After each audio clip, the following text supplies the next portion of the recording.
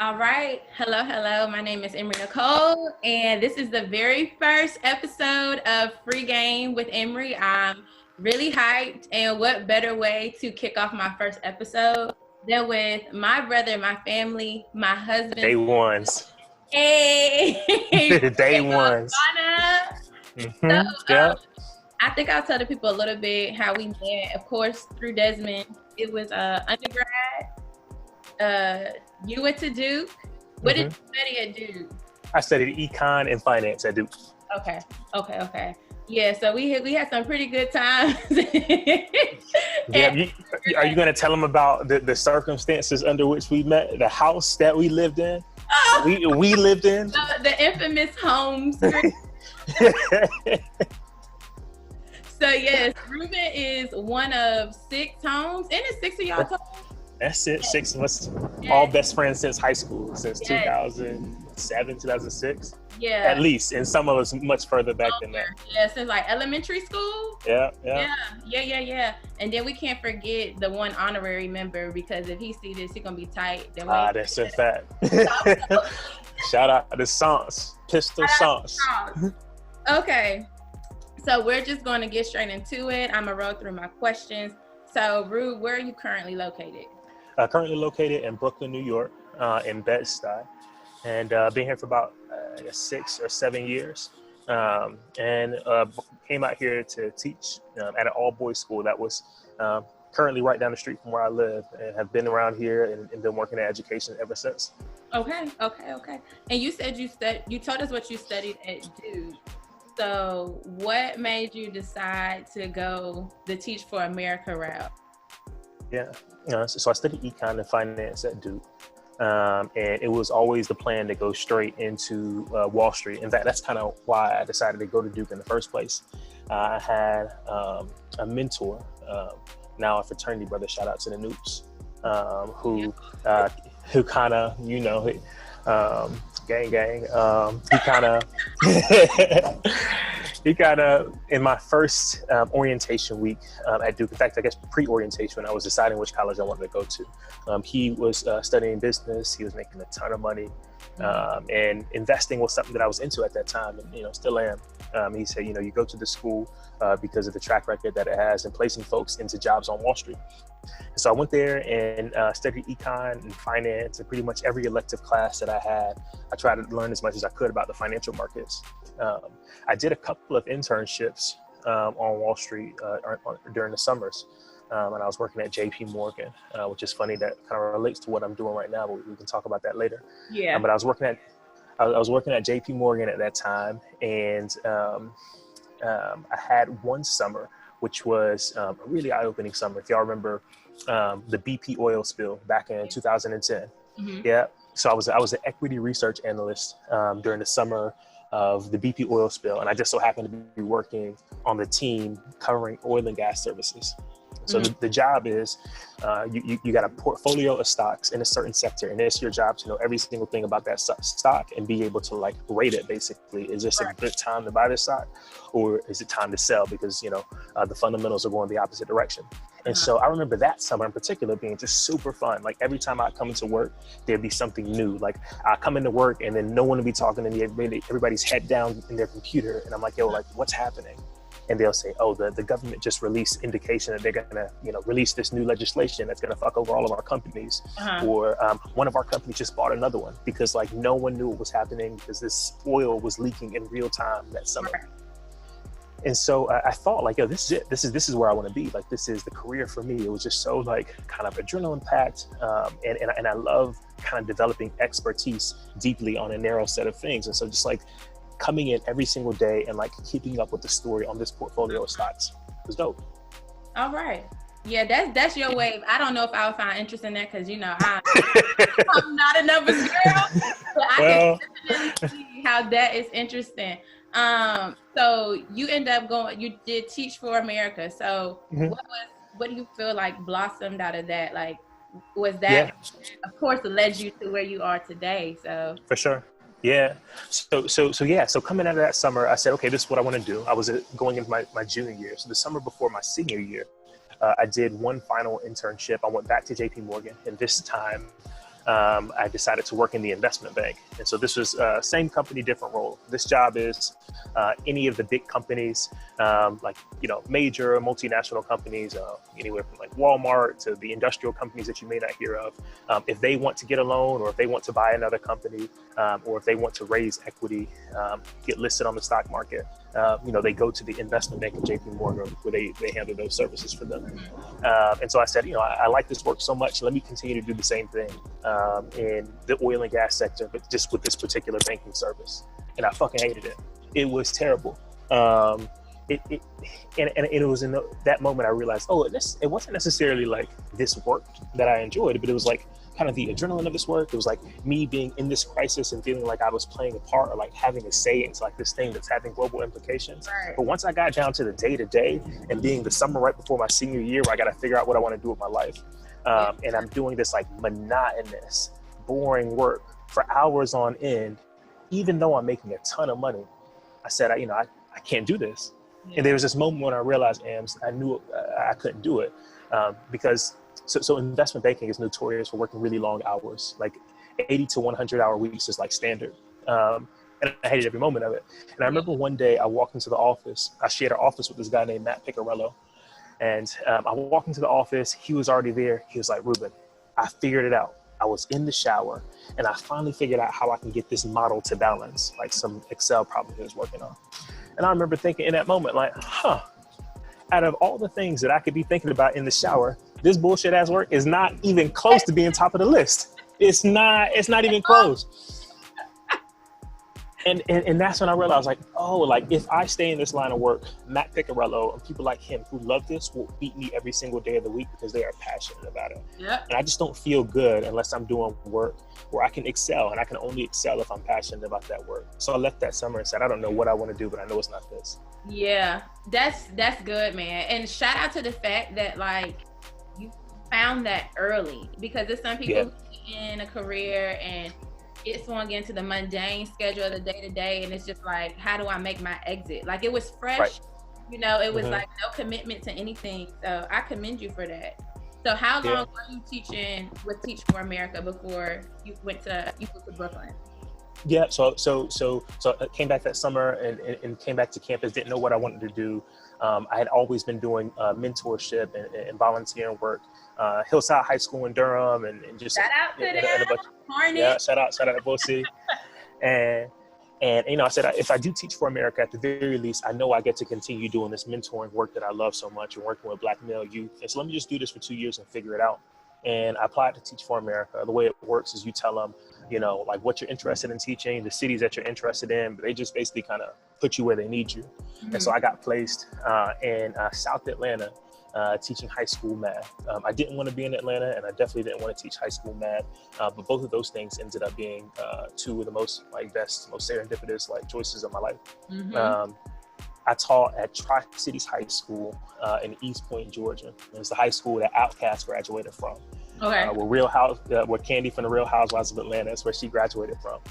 This is a performing arts high school on the south side of Atlanta. So it was just like High School Musical in the hallways, but just like dope Black kids, like dancing and singing. And it was just so much joy in the school building. Yeah.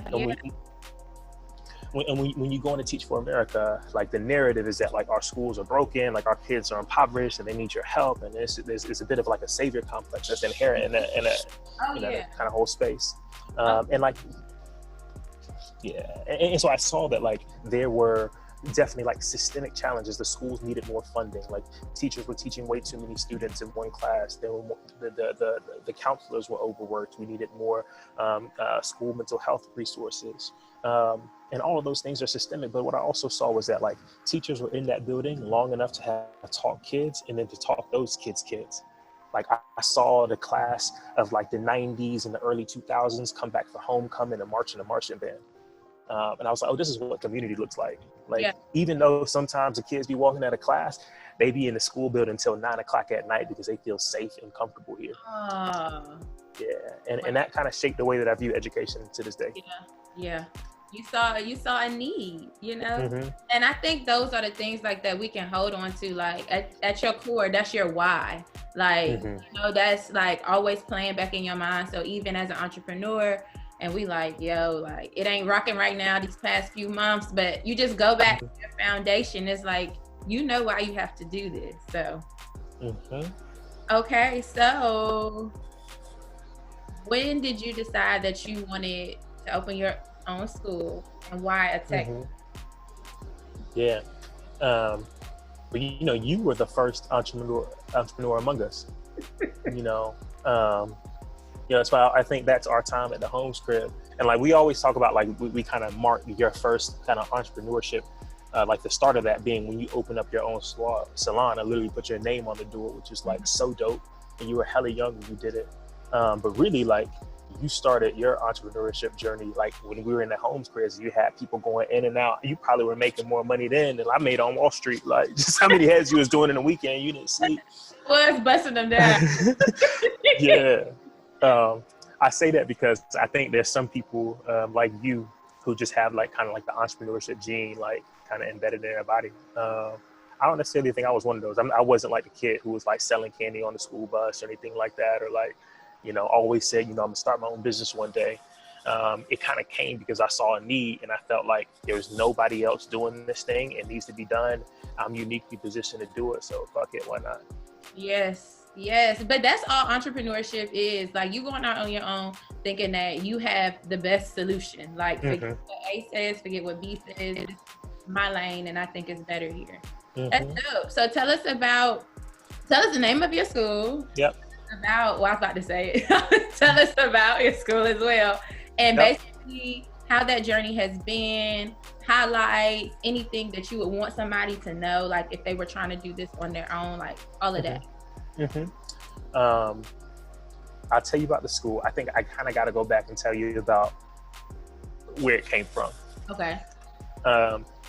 So I left Tri-Cities High School because my girlfriend at the time, my wife now, got into wife now and mother to be.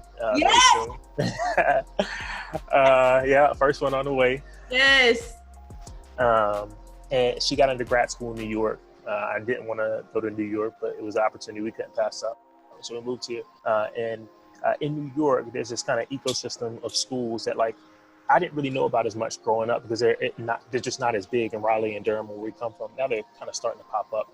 But these charter schools, they're publicly funded. They get money from the government, but they're privately operated. And essentially what the government says is like, we're going to allow you to do things your way. You can choose your own textbooks. You can choose your own school schedule. You can hire teachers on your own terms. But in return for this autonomy, we're going to hold you to a higher standard. And if your school doesn't meet a certain benchmark in terms of test scores, performance, et cetera, we're going to shut you down.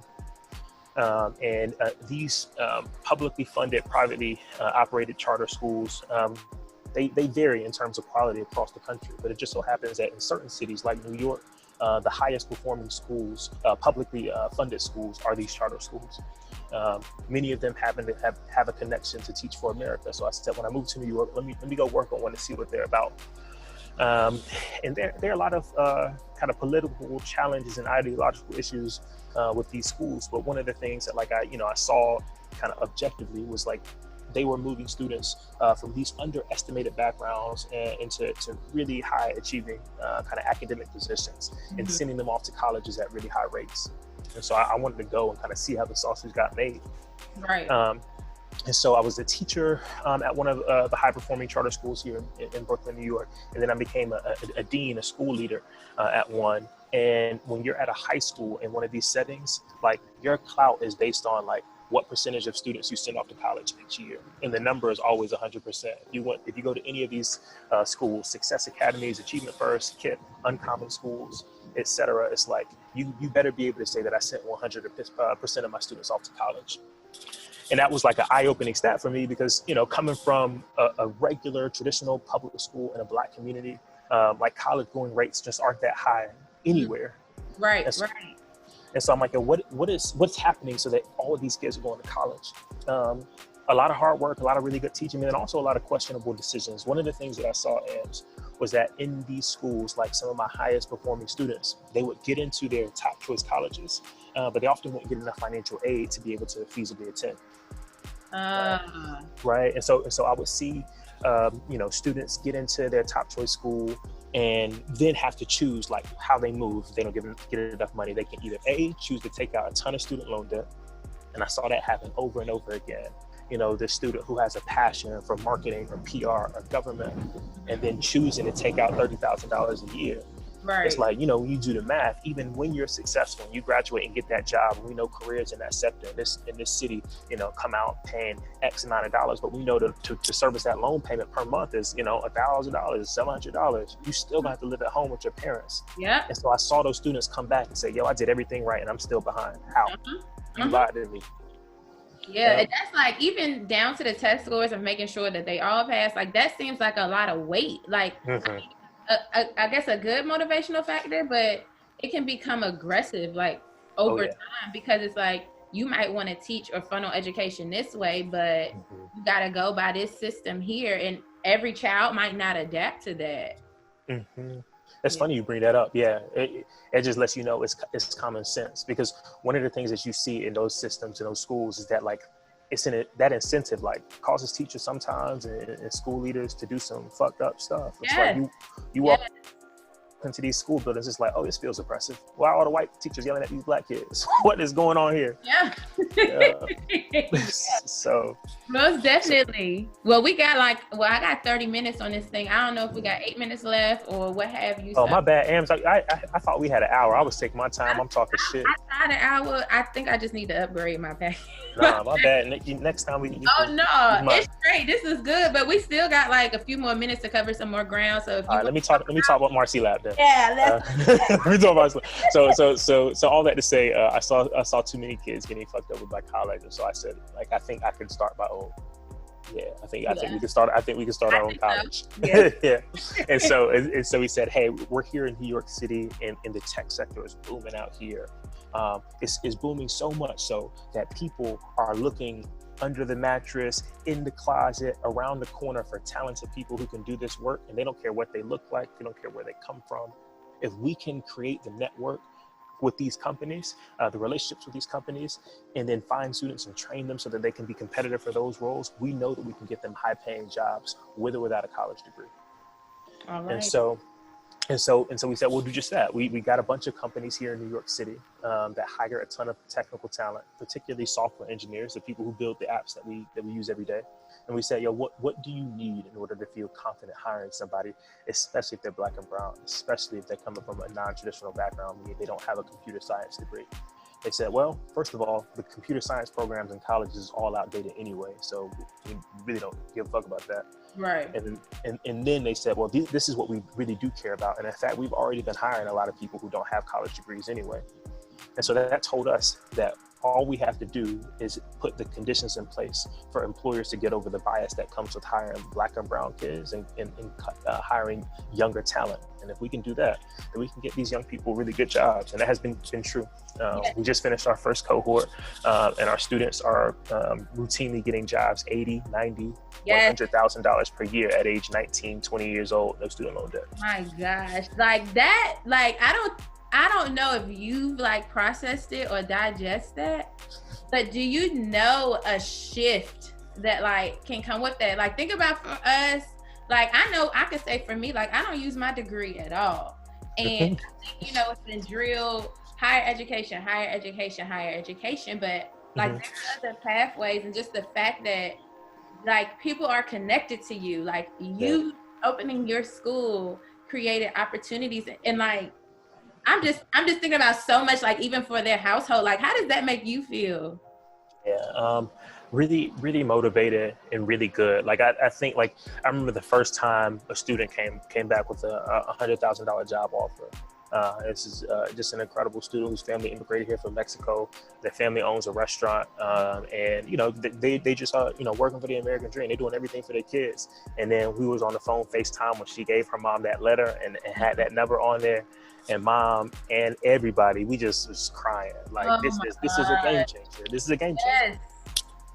Yes. Oh my gosh, that's so good, Rube. How long has Marcy Lab been open? Just a year, I guess a year and some change. We're graduating our first cohort in September, and then we got another one starting in September too. Yes, man. since like everything's virtual, how have you all adapted now to going in a virtual world? Are there some things that you feel that you'll change, like roll out when the world is open back up? Are you going to like allow students to stay home? Like, what does that look like? Yeah, we're just leaning all the way into virtual learning right now and seeing where that takes us. Software engineering, like coding, that type of work, it actually works really well in a remote setting because it forces you to kind of develop some habits that are really good to have on the job, especially because some of these jobs, a lot of them are going remote anyway. Right. The only thing that we're kind of concerned about and are thinking really intentionally about is like, how do we develop those bonds, those friendships? Because those were the kind of the center point, like the rock of this past cohort. Things get hard and they know they have family that's counting on them to like stay in this program and finish together. And so we just want to make sure that these folks, even online, have that same type of connection. Yes, that's good. That's good. Oh, Rube, I'm so proud of you. Thank you. I am so proud of you. It feels good to know you. And I will say, like, from one entrepreneur to another, I definitely have been like taking my time and smelling my roses and really appreciating like my village, because they share and see like the nitty gritty of it. And you are always loved. You are always supported over here. I appreciate that. Like, blessed up, so many blessings your way. Like, I'm extremely happy for you. I appreciate it. You know, it's about what we tell the students is about paying it forward. Like, it's about these students who have gotten jobs. It's about the opportunities they're going to open up for other people who come after them. And I hope that our work can do the same thing. It's like we're going into these companies, Spotify and Citibank and New York Times, and saying, you know, hey, y'all have hired folks who don't have college degrees to do some of the hardest jobs in your building. Surely you can look at somebody without a college degree for this damn digital marketing job, or for this job that you have someone requiring a PhD or MBA for. That is just, you know, that's ridiculous. Oh yeah. Oh yeah. Well, so that's it. Yes, great story. I thank you for your time. I appreciate you, sis. Yeah, sharing your story with us. This was truly an honor. I can't wait to see y'all soon. That's right. That's gonna happen. Yes, I miss my family. Everybody's like all space. I know. Nah, you got to be around when that baby comes too. Yes. Added another girl to the mix. I figure like, because people was asking dads and me like, when y'all gonna start again? I'm like, I don't know, man. But yeah, this was great. I thank you so much for your time again. All right, I appreciate you. All right, bye. See you, Rue. Bye.